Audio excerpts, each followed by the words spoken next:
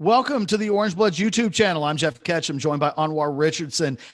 If you're new, hit the subscribe button. We would greatly appreciate it. Today, we're talking about the transfer portal and the work that the University of Texas has done in the football program in addressing what clearly this new coaching staff views as a desperate, urgent need as we record this video on Wednesday onward, in the last 96 hours, the Longhorns pick up two more linebacker commitments to add on to the two that they've already had, which means that over the course of the first 4 months of this season, new head coach Steve Sarkisian has added four linebacker transfers to his roster of transfer commitments coming into this upcoming season.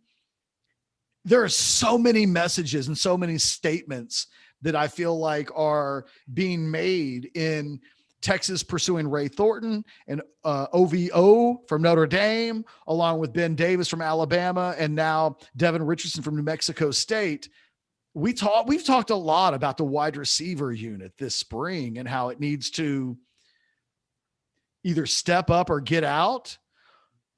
They're not even doing, I guess they wouldn't bring in four guys, but wow, the way that they're addressing the linebacker position seems to scream a lot about how they feel about that position.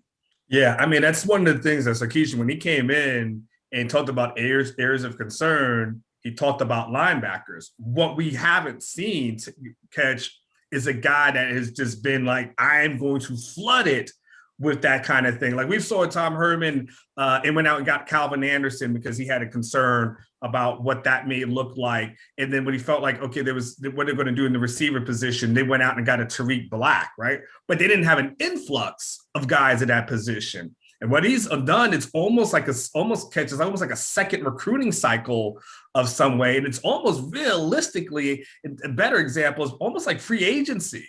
Like it's literally like being an NFL team and saying we are thin at this position, so we're just going to sign a bunch of guys off the street and let them battle it out. And so, yes, it does say that they definitely wanted to see a little bit more out of that position, and didn't help that DeMarvion Overshown was going to miss the spring. And so, to your point, one of the things we talked about in the previous video is what does he look like coming back off that labrum injury? And so now Sarkisian's gone out and it's like, okay, let me get guys. Let me get some guys who have played at other places. Then he's got a guy like, hey, he hasn't played much, but maybe has potential. It was because he, can't knock. He's a former 5-star. And yes, they are definitely addressing that position of need. Is there a guy from this four that you feel best about being a 2021 impact player on this defense that looks sound? It looks like it's going to be a good defense. It lacks difference makers. And is there a guy amongst this bunch that you see coming in and being that kind of a guy this season? No, the staff seemed to be real high on Ray Thornton. Now, he didn't really flash, I would say, in the spring game because I was watching and I was like, oh, let me see this Ray Thornton that they've talked about. And I didn't see what they've talked about, but I can't hold one practice against him. I got to consider the body of work. I got to consider what all the coaches have said about him, what our sources have said about him, what players have said about him as far as him coming in, being a leader, having impact. So the one guy I would say for sure that seems like he's on course to have an impact would be Ray Thornton.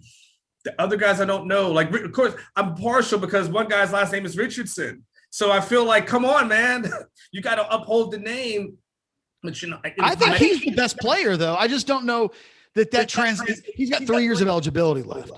So Devin Richardson was a freshman All-American at a lower level of major college football, and then didn't play at all last year, and didn't get a spring to practice with his team. So it's hard for me to think about that guy necessarily coming in 2021 and being an impact guy. But I think that he might be the best player of the four as a whole. I'm going to have the upside. Ovie Oghoufo. Okay. And he's a guy that probably would not have started at Notre Dame this year, but he's like a borderline guy. He's been there like a swing number 3 for them. And his problem was that he had a younger guy with an NFL future leaped ahead of him. but he's a guy that has been a solid player for Notre Dame. He's played in the playoffs. He's played in big games as recently as 5 months ago. And, I mean, that's a guy that I think played close to 30 snaps in a playoff. So that makes him a little different than the other guys who are coming in. I don't know how good I think Ben Davis from Alabama and Ray Thornton from LSU are. This coaching staff, though, seems to be saying, we think SEC players they love the size. So it's clear they want bigger players. But they seem to be saying that we think the options who are backups at schools like LSU, Notre Dame, and Alabama are absolutely better than whatever the hell Texas has right now. And if I'm a linebacker on the roster, like I better have my eyes peeled because there are messages being sent right now about what they think they have. They may have just used their full transfer allotment on bringing in linebackers. And it makes me think that we may see some departures from that unit. And it makes me think that the coaching staff views what they have beyond a couple of guys to be very limited. Yeah, well, Sarkisian said that this week they're going to be having conversations with guys. And, Catch, those conversations usually, especially for new coaches, it's kind of like, hey, this is where you are on the depth chart. Now, if you want to hang around, for sure, feel free. You want to battle through, get your diploma, so on and so forth. But this is where we see you right now. And look, if you're a linebacker in that room, I mean, you've been put on notice. I mean, it's the equivalent, Catch, of you go ahead and hiring, 4 beat writers to cover football. And it's like, oh, okay, I get it. Hiring 3 other recruiting writers and saying, all right, you guys are going to, go against Jason Sukamel to the victor goes to spoil. 3 other analysts, Alex to the victor goes to spoil. 2 other people to cover basketball. Best one gets to write the Sunday pulpit. The rest of you will figure it out. Yes. So I don't know if their jokes are going to be as funny as mine. but I mean, he's letting them know, like, hey, directly, indirectly, we feel like this group has to get better. And this is one of those positions where they didn't have a lot of bodies, for sure. They didn't have a lot of bodies going into it. So it adds to the bodies. Now, that being said, Sarkisian said, like, hey, the one thing we try to be careful about with portal guys is we don't want to lie to them. We don't want to make them think that, they're coming in and getting something, because portal, the thing about, and I know this, Catch, portal guys want to come in and play right away. Yeah. Because for the most part, they weren't playing at their other institutions. So very few of these guys would say, I just want to come in and compete. There had to be something communicated to these guys to make them think, of all my options, Texas is going to give me the best chance to get some PT and then, of course, go to the NFL, which is their ultimate goal. So even though they're being told to compete, there's something that was said that made them think, all of them think, this is the place for me. Well, two of these guys are 6-year players with 1 year of eligibility left. So the Ray Thornton and Ben Davis situation, both of those 2 kids are competing for the same spot. And it feels like Texas is just doubling down on if one of those guys makes a significant contribution. That's a win. With Richardson and Cam, with Richardson and Ovie, they're talking about 2 kids with 3 years of eligibility each. So, those 2 guys don't arrive, I think, with the urgency that these older guys have. It makes me think that Davis and Thornton are definitely the guys they want or expect to be in the mix now. Yes. The other 2 guys haven't. I mean, Ovie hasn't had. He hasn't showed. The only guy that's had a spring is Thornton. So he has a monster advantage over everybody else. I just don't know if he's good. Yeah, I mean, all we know about Thornton is what we've been told, and we just at that point. Yes. Now, not good enough at LSU could be good enough here, right? I mean, we saw 5 and 7 last year. LSU, what were they last year? I mean, you got to ask. I mean, I'm not Andy Staples. I don't have this. Well, look, I'm not Andy Staples either. I asked the question. Shout out to Andy Staples, who's a friend of Orange Bloods, by the way.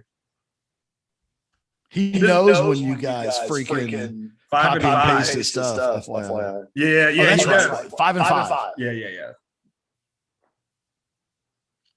I mean, he was in a. I mean, it was a year after Joe Burrow. I mean, it was a year after one of the greatest single season performances we've seen at quarterback, and two really good receivers that they had there as well. Yeah, but my thing about both of these guys, when I look at Thornton and Davis, they're sixth year players. They're only playing college football this year because COVID gave them a get out of jail card. But under normal circumstances, these dudes would be going to like get a job at a car dealership or insurance salesman or something. I mean, these were guys that under normal circumstances, they had their senior days. And then it was like, well, you could have an extra year. And they're like, well, we're getting the hell out of here because I'm not getting on the field. They have a new opportunity. It's hard to overlook like that Ben Davis played 5 years at Alabama and made 7 tackles in games and didn't play special teams really. So like I said, it's a hell of an indictment, I think, on what Sark is saying about his roster, specifically the linebacker position. What Texas did in recruiting and acquiring talent at that position previously under Herman for what they want to do has been a disaster. So much so that they've had to exhaust almost all of their resources in the transfer market portal towards that position. It's somewhat staggering that they have allocated 4 of what will be maybe 7 transfer spots to that position. And it's like all hands on deck, Alabama, Notre Dame, wherever, we got to get them. And suddenly that position really interests me from now until September. What do the numbers look like? Who sticks around? Who finds them? Who reads the tea leaves and goes, okay, I get it. And how much more do we see between now and say next signing day? Are they addressing that position? Because clearly they've broken the fire alarm on the linebacker position. Before we go, Ketch, before we wrap up, let me just ask you one question. Yeah.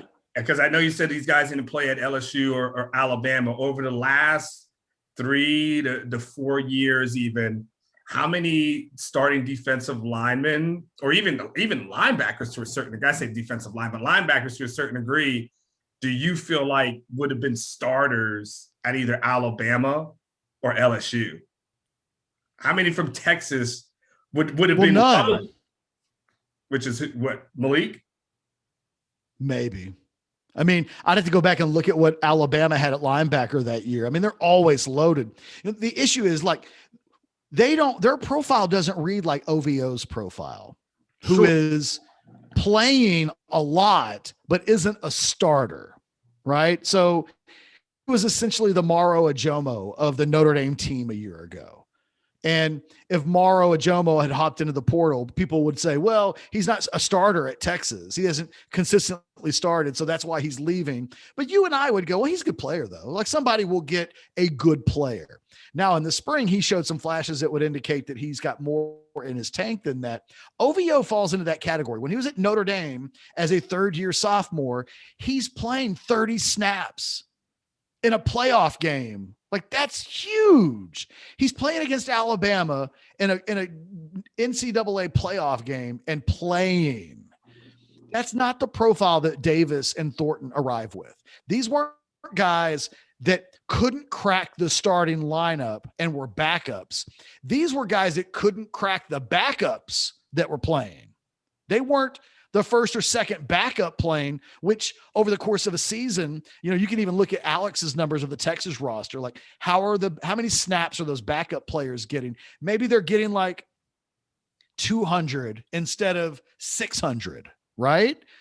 But you break that up over 12 games and it's like, okay, they're getting like 20 snaps per game. These guys weren't getting that. So really what we're talking about are guys that were third team players at Alabama and LSU. You're not a second team player at Alabama and make 7 tackles in 4 full seasons. That's 2 tackles a year of actual eligibility. So it's not like he's He's not, it's not like he's a Morrow, a Jomo, or even the OVO of his position. He is, I mean, who's a linebacker last year that didn't play? My only point is, Catch, I think why it could work here is because if you look at the linebackers that Texas has had, I don't know how many more of them would have had success. That's fair. At LSU or Alabama. So I think from a talent level standpoint, from what we've seen at Texas over the past few years, and that's not like, patting anyone on the back, but I'm just saying from a talent level standpoint, I don't know how many of those guys would have had better stats, especially guys who've been the starters on the front too, if they had to go to those programs. It's completely fair. And look, these coaches know Ben Davis. So they're not going to waste their times with a guy that they think can't help them at all. It's TBA. I mean, it really, what it shows is the value that these coaches put on the talent at one place, which is they seem to think that guys that can't get on the field at those programs, based on what they know, are absolutely better than the guys that Texas has. So that they don't know about. So in this instance, the devil they know is, in their estimation, better than the devils they don't know. And I think the spring reinforced that. They may be like, well, Ben Davis wasn't playing for us, but we practice against him every day in practice. And I don't think any of these dudes are better than Ben Davis. So insert Ben Davis. It will be fascinating to watch this thing play out. We will have more conversations about this throughout the offseason. It has truly just begun. If you like this video, give us a like. If you liked it enough to hit the subscribe button, hit the subscribe button. But thanks for watching. We'll do it again soon. Thanks for watching. Later.